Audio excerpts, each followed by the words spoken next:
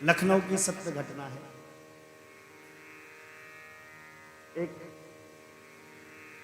फौज में बाबूजी थे, रिटायर हो गए, बालकों को भेज दिया पढ़ने के लिए विदेश, नौकरी भी करने लगे।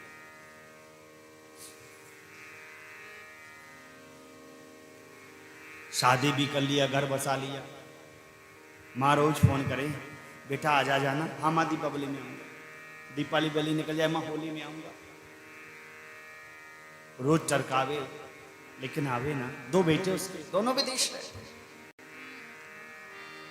भैया वो माँ याद करती रही, याद करती रही, याद करती रही, लेकिन बेटी ना आए। और समय का चक्र घूमा, माँ ने अपने जीवन की लीला को पूर्ण कर लिया बेटों की याद में, शरीर को छोड़ दिया। पिता ने टेलीफोन किया, कहा बेटे माँ तुमको याद करती रही, रोती रही, पुकारती रही, वो तो जीवित अवस्था में तुमको ना देख सकी, अरे कम से कम तुम आकर उसकी मृत अवस्था को तो देखो, इतनी तो कृपा कर। भैया हो 2 दिन बाद बेटा आया, लेकिन छोटा। घंटी बजाई घंटी, बाप दौड़ा, देखा छोटे बेटे को तो असहाय पिता, क्योंकि वृद्ध अवस्था में पत्नी ही एकमात्र सहारा थी। बेटे तो विदेश रहते हैं। अपने हृदय की वेदना अपने पुत्र से बांटने लगा, लिपट कर रोने लगा। और जब जी शांत हो गया, हृदय शांत हो गया, तो देखा उसने बाहर की ओर, कहा बाबू तुम अकेले आए, तुम्हारे भैया कहाँ हैं? बेटा ने कहा बाबूजी क्या बताऊं, भैया ने कहा है छोटे इस बार मेरे पास समय नहीं है, इस बार मां मरी है तो तुम चले जाओ, जब बाबूजी मरेंगे तो मैं चला जाऊं।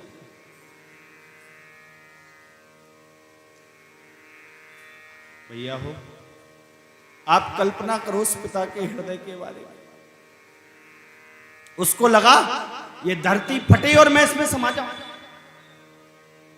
कहा बेटे तुम थक गए होगे ना, विदेश से आए हो ना, बैठो पानी पी लो। पिता गया अंदर और 10 मिनट बाद ही गोली चलने की आवाज आ गई। सब भागे, सब दौड़े, क्या हुआ क्या हुआ क्या हुआ। अंदर गए तो लहू लहान पिता फर्श पर पड़ा है। पत्र लिखा है बेटे के प्रति। कहा बाबू मैंने तुमको पढ़ाया लिखाया, विदेश भेज दिया था, कलेजों के टुकड़ों को अपने से दूर किया, तुम जीवन को बना पाओ, लेकिन तुमने ऐसा जीवन बनाया कि तुमने माँ बाप को ही भुला दिया। अरे तुम्हारे अंदर के भाव समाप्ति ही हो गए हैं, अब बड़का को कष्ट ही क्या करना है, आए हो तो एक साथ ही दोनों की अंत्येष्टि करके चले जाओ। माई बाप पिता माता के प्रति प्रेम ऐसा होना चाहिए। खूब पढ़ाओ, विदेश भेजो, जहां भेजना हो भेजो, लेकिन बच्चों को इतना संस्कार अवश्य दो कि माता पिता की सुध रही आए, माता पिता बुलाएं तो पास चले जाए। जीवन बनाओ, बुरा नहीं, लेकिन इतना तो होवे कम से कम। माई बाप खोल के रात कहते हैं प्रभु आप क्यों चिंता करते हैं, हम तो हैं। रघुनाथ जी सुनते हैं तो आनंद में आते हैं, और शिव जी मेरे राम प्रभु का वैशिष्ट वर्णन करते हैं।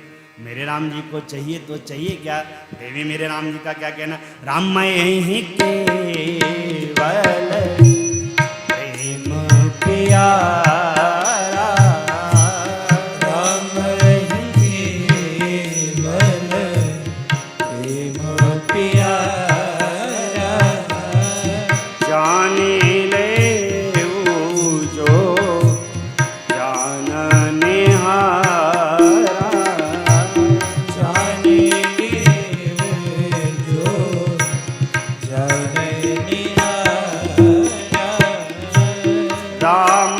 सकल वन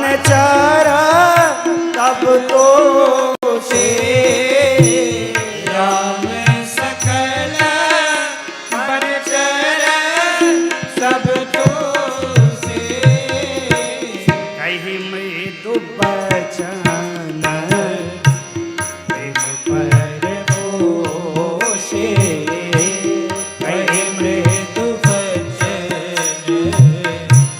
प्रेम पर पोषे कही मृदु बचन प्रेम पर पोषे कहे मृदु बचन प्रेम पर पोषे। राम जी को क्या चाहिए? प्रेम। और देखो अभागे जीव है हम आप, जगदीश को हमसे जो चाहिए हम उनको वो देते नहीं है, और जो हमारे पास है जो उनका दिया हुआ है उसी को उनको थमाने लगते हैं। रुपया ले लो, अरे उन्हीं से तो मिला है तुमका। और परमात्मा बनते हैं तो बनते हैं प्रेम के बंधन में। बांधा था द्रौपदी ने तुम्हें चार तार में, हाँ चार तार में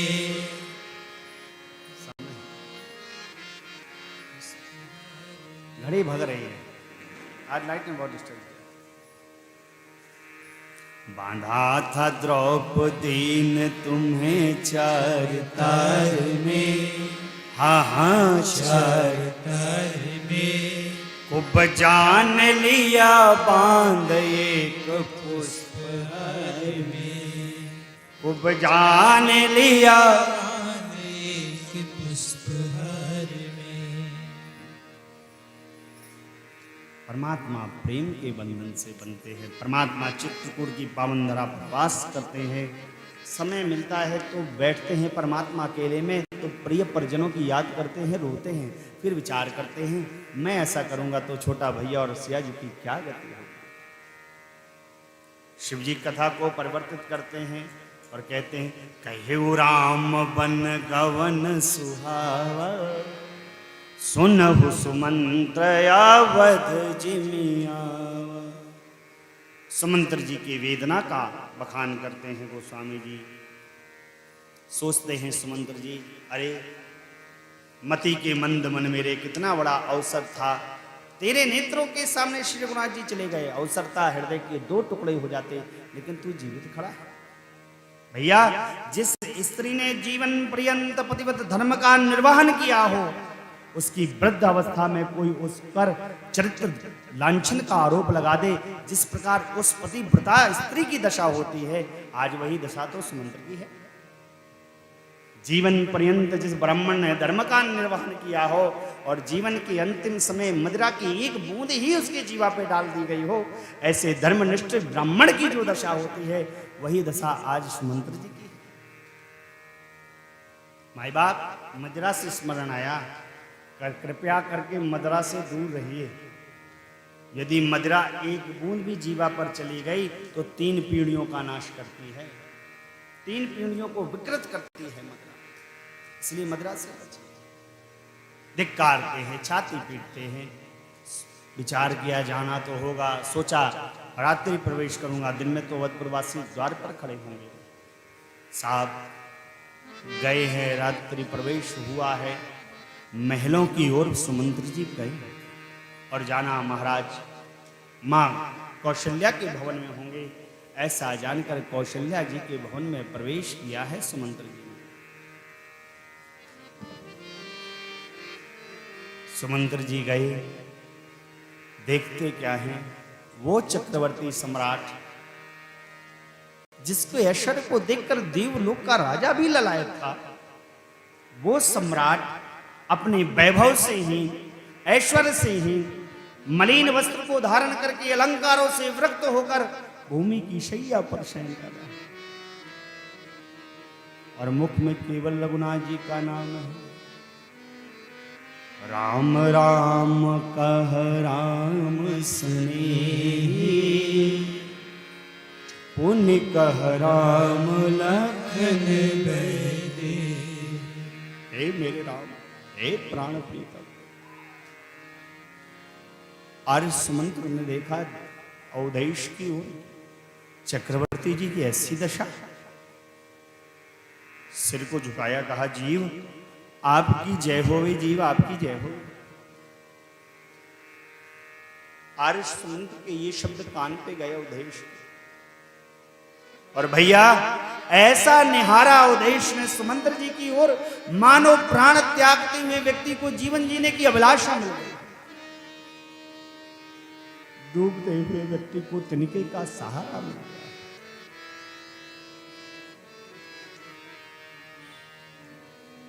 देखा आर्य समुद्र की ओर और पहला ही प्रश्न पूछा, राम कुशल कहु सखा स्नेही, कहाँ रघुनाथ लखन मेरे।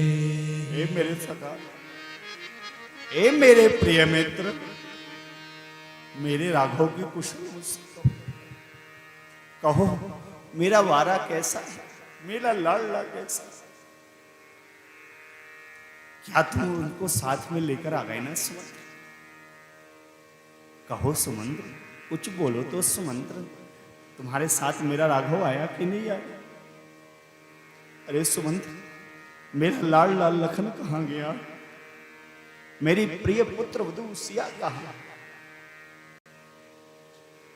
तुम सबको साथ में लेकर आ गए ना? कहो सुमंत्र, बोलो तो सुमंत्र, यदि तुम ना लेकर आए हो सुमंत्र, तो चलकर मुझे उसी स्थान पर छोड़ाओ जहां मेरे राघव, जहां मेरे प्राण प्रीतम वास करते। हे सुमंत्र, मैं सच्चे भाव से सत्य कहता हूं तुमसे, यदि प्राण प्रीतम के पास नहीं गया या प्राण प्रीतम सन्मुख नहीं आए, तो मैं अब इस शरीर को रख नहीं पाऊंगा।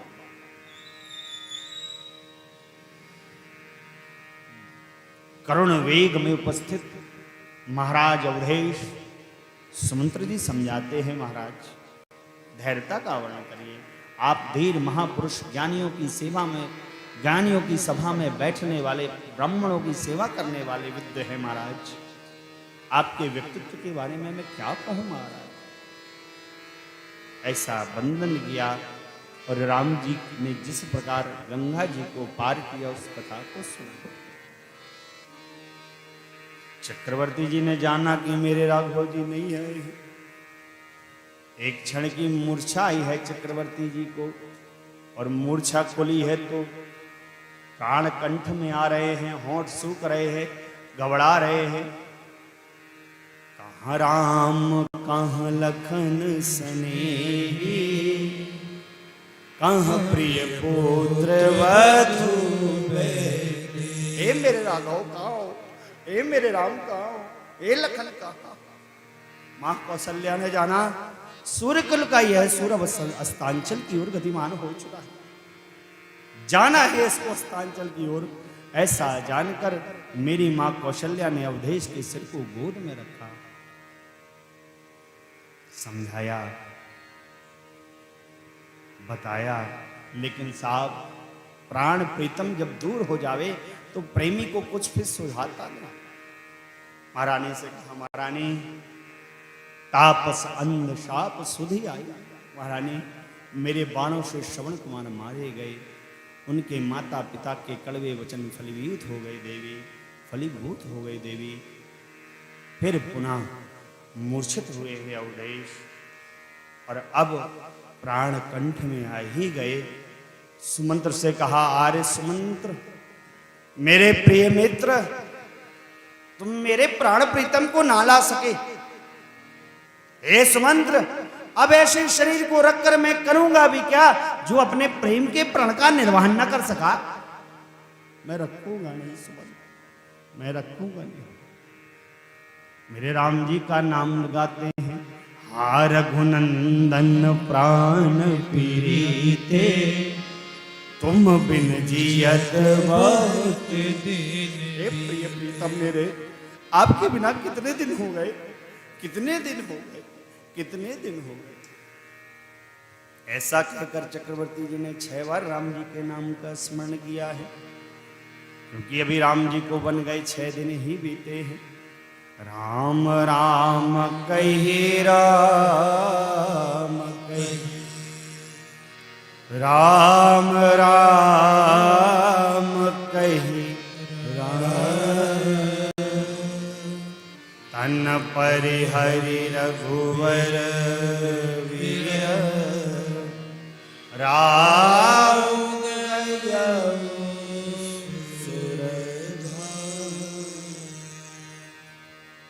तन परिहरि रघुवर वीरः श्री राव गयो सुर जियन मरण फल दशरथ पावा जियन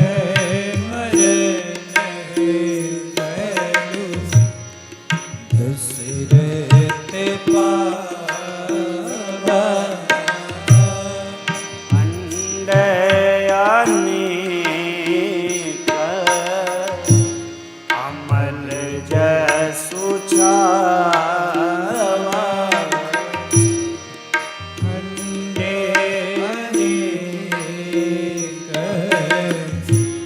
अमल जसु छावा जियत राम वेदु बदन निहारा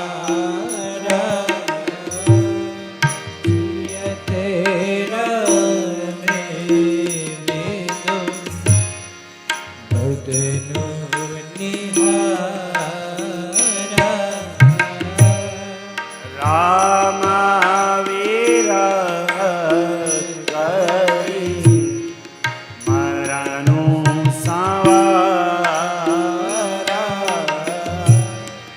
राम विरह करे मरनो सवारा शोक विकाल सब रो वही रानी सुख विकल सब रो वही रानी रूप शीलो बलो तेजो बखाने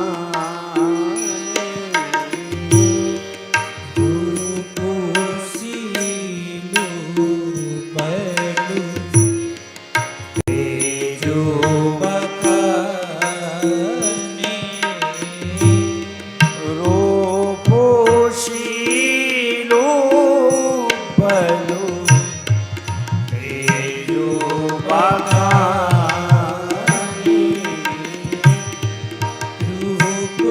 रूपशीलो बलु तेजो बखाने जीने का फल भी चक्रवर्ती जी को मिला फल राम दर्शन और मरने का भी फल प्राप्त किया रघुनाथ जी का मुकुट में नाम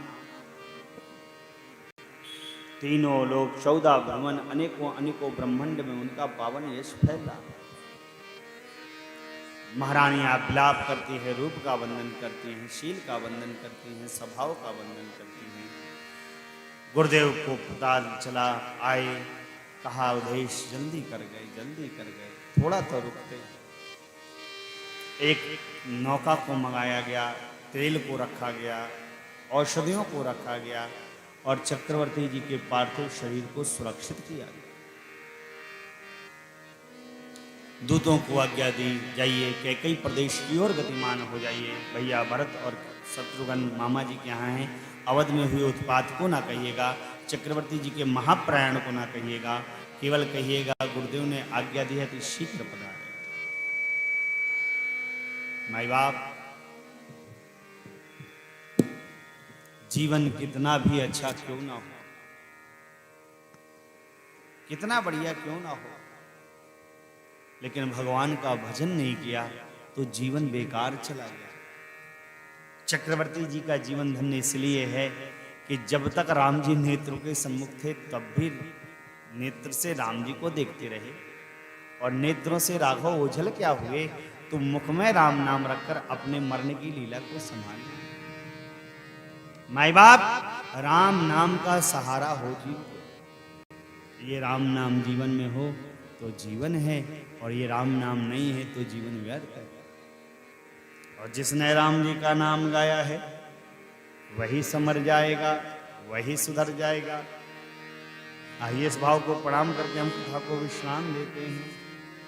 साधक कहता है, राम कहने से तर जाएगा, पार भव से उतर जाएगा। राम कहने से तर जाएगा, पार भव से उतर जाएगा। राम कहने से तर जाएगा, पार भव से उतर जाएगा।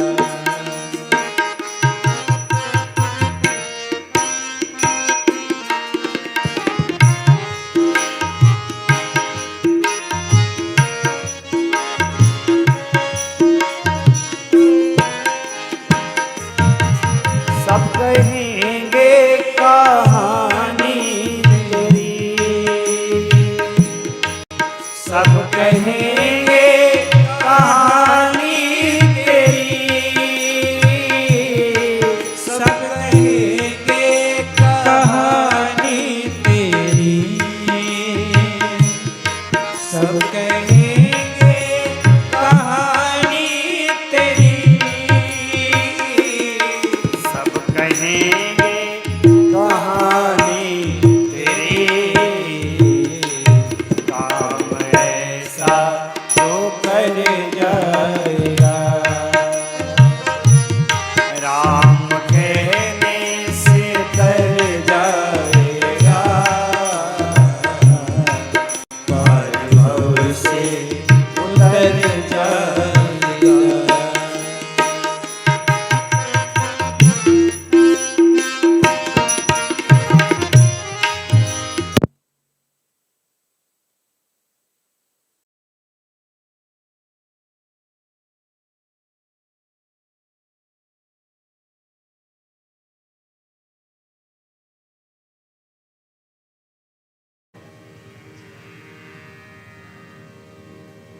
4 बजे से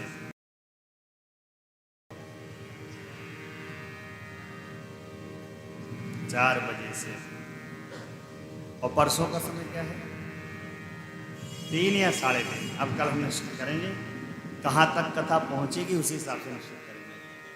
कई लोग को तो बेचारों का पैक करके तुम तो भागना है, इनकी ट्रेन न छूटे बेचारों की, हैं जाना है इन लोग को, तो इसलिए आप लोग भी इन लोग का सब लोग सही। कितना बढ़िया गाय बजाए हैं लोग आप लोगों के लिए, तो थोड़ा इन लोगों के लिए इतना कर लेंगे ना, है ना।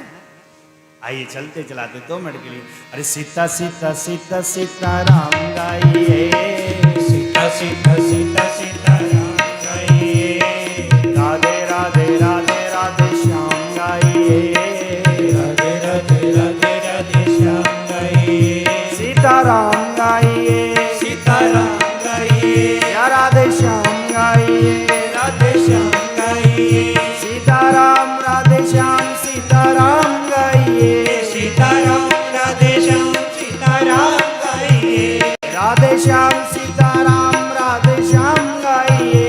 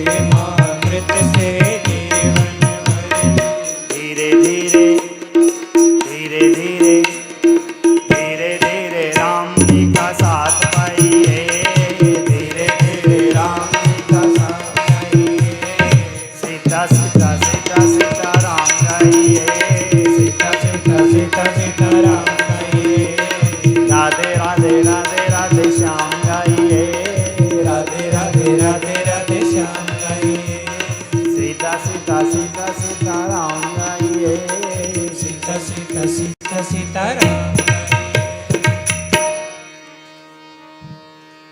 भाई नाम को हम स्मरण ले लें। इस कथा के मुख्य यजमान श्री जुगल किशोर जी सरकार, प्रिया प्रीतम जी, जो अपने पूर्वजों के निमित्तार्थ इस सत्संग की बेला एवं मानस पाठ जी का वर्णन कर रहे हैं, श्रवण कर रहे हैं। श्री रामेश्वर प्रसाद गुप्ता जी सा परिवार अपने पिता कुंज बिहारी गुप्ता एवं पुरुषोत्तम लाल गुप्ता जी के निमित्तार्थ इस सत्कर्म का वर्णन किए हैं। और एक बड़ी अद्भुत और अच्छी बात यह है कि आदरणीय रामेश्वर प्रसाद गुप्ता जी तो अपने पूर्वजों के निमित्तार्थ कर ही रहे हैं, लेकिन इनके जीवन की धन्यता इसलिए है कि इनके दोनों पुत्रों ने इस सत्संग की बेला पर श्री रामचरित मानस जी के पाठ पर पुत्र आशीष गुप्ता जी जो पूना में वास करते हैं, सा परिवार, पुत्र वधु है डॉक्टर, पुत्र वधु दूसरी का नाम, पहली का एक ही का नाम लिखे। चलिए, सा परिवार में अर्धांगिनी सहित आशीष गुप्ता जी जो पूना में अपनी वास करते हैं अपनी अर्धांगिनी एवं बेटियों के सहित, और छोटे पुत्र डॉक्टर अयाचित गुप्ता जी जो कि सतना में पेशे से डॉक्टर हैं, अपनी अर्धांगिनी पुत्र वधु हमारे रामेश्वर प्रसाद गुप्ता जी की डॉक्टर दिव्या जी के सहित इस अनुष्ठान में अपनी आहुति समर्पित की है। अपने माता पिता के साथ सत्कर्म में जुड़े हैं।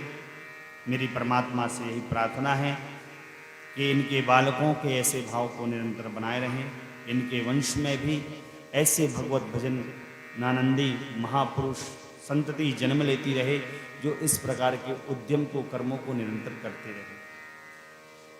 श्री श्याम सिंह जी हमारे दीक्षित शिष्य हैं, बिटिया सा परिवार अपने पिता स्वर्गीय श्री किशोर सिंह, माता सिया दुलारी सिंह के निमित्तार्थ इस सत्कर्म का वर्णन किए हैं। मुन्ना मिश्रा जी अपने पिता स्वर्गीय श्री रामस्वरूप मिश्रा जी के निमित्तार्थ इस सत्कर्म का वर्णन किए हैं।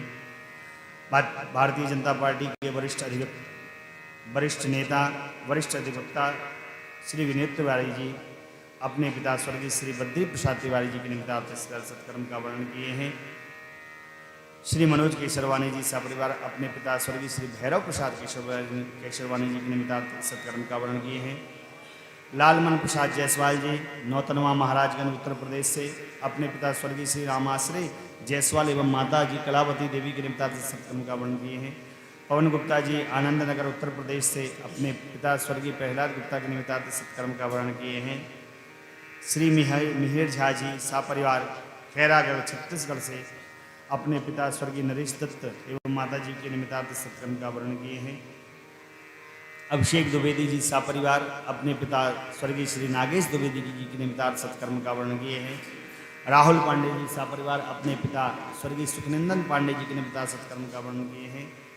पंकज खरे जी सा परिवार से साहब अपनी माता जी कमलावती देवी के निमित्तार्थ सत्कर्म का वर्णन किए हैं। जाहर सिंह जी सा परिवार अपने पूर्वजों के निमित्तार्थ सत्कर्म का वर्णन किए हैं। नरेश पाठक जी, शारदा पाठक जी अपने पुत्र स्वर्गीय श्री अनुराग पाठक जी के निमित्तार्थ सत्कर्म का वर्णन किए हैं। कुछ अन्य लोगों की भी सेवा प्राप्त हुई है, उनके नाम नहीं लेने की उन्होंने बात कही है। इन सभी की ओर से, इन सभी को व्यासपीठ की ओर से साधुवाद। परमात्मा से प्रार्थना है इनके ये भाव दिन दूने रात चौगुने बने रहें, सब पर रघुनाथ जी कृपा करें। इन्हीं भाव के साथ कथा विसर्जन आज की शंभुनाथ हनुमान राम लखन श्री जानकी सदा करो कल्याण। बोले रामचंद्र भगवान की जय, शंकर भगवान की जय, श्री हनुमान जी महाराज की जय, किशोर जी महाराज की जय, पूज्य महाराज श्री जी की आज के आनंद की जय। जय श्री सीता। हरती सबे आरती आरती राम की, हरती सबे आरती आरती राम की। दहने दुख लो निर्मूल निदान की,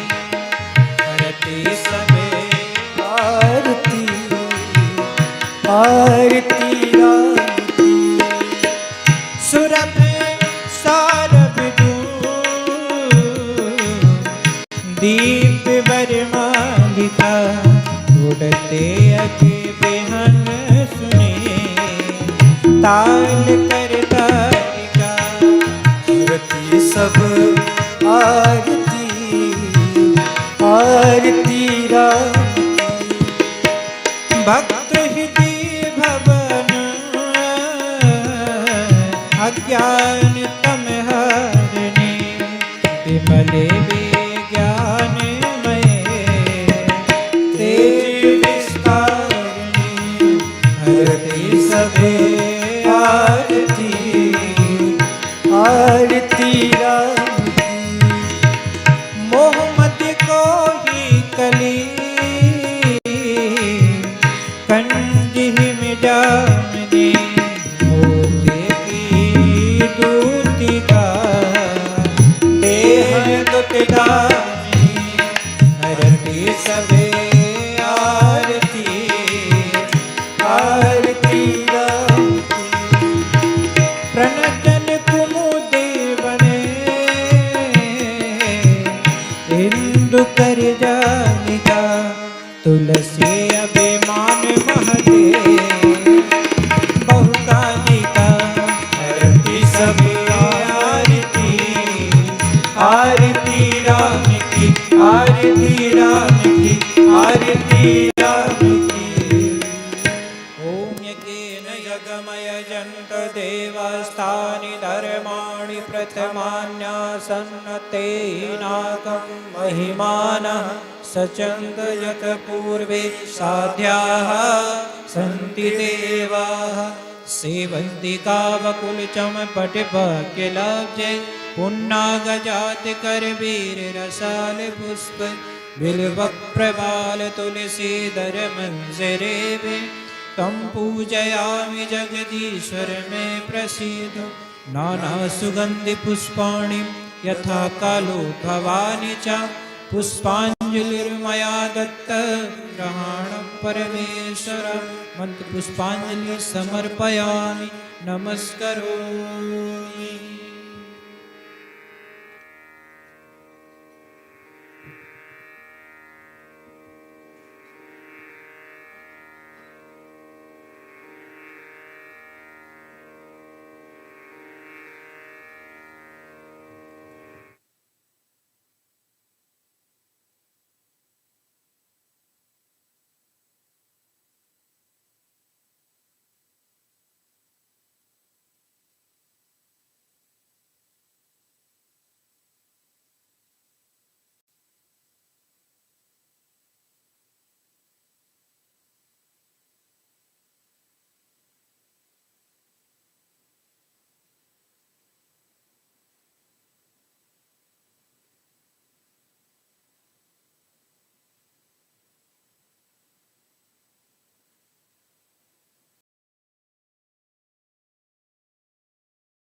किसी एक गुण के कारण यूं प्रभु की भक्ति छोड़ दी।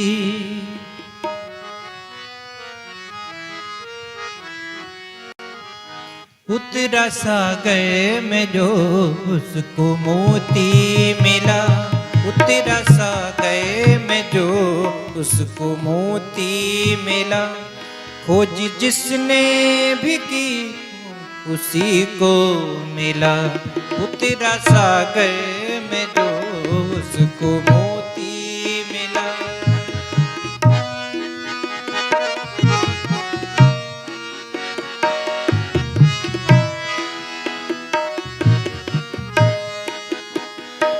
उतरा सागर में जो उसको मोती मिला।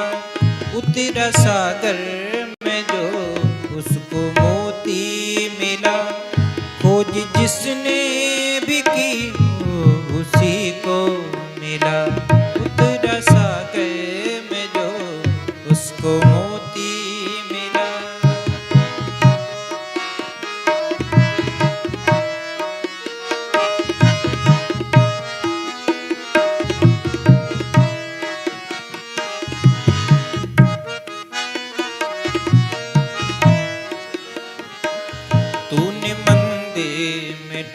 ढूंढा मैं पाषाण था, तूने मस्जिद में ढूंढा मैं आजान था, तूने मस्जिद में ढूंढा मैं आजान था, तूने मंदिर में ढूंढा मैं पाषाण था, तूने मस्जिद में ढूंढा मैं आजान था, तूने मस्जिद में ढूंढा मैं आजान था।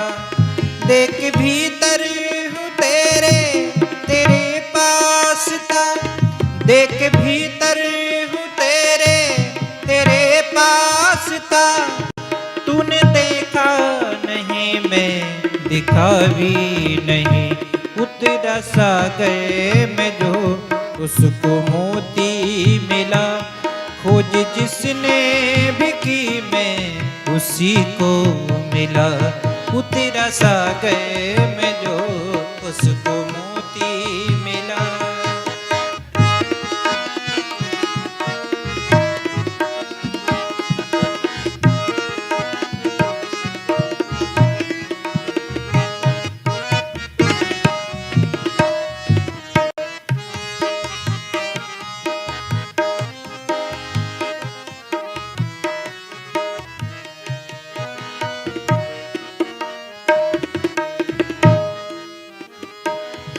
देह मिट्टी ही मिट्टी में मिल जाएगी,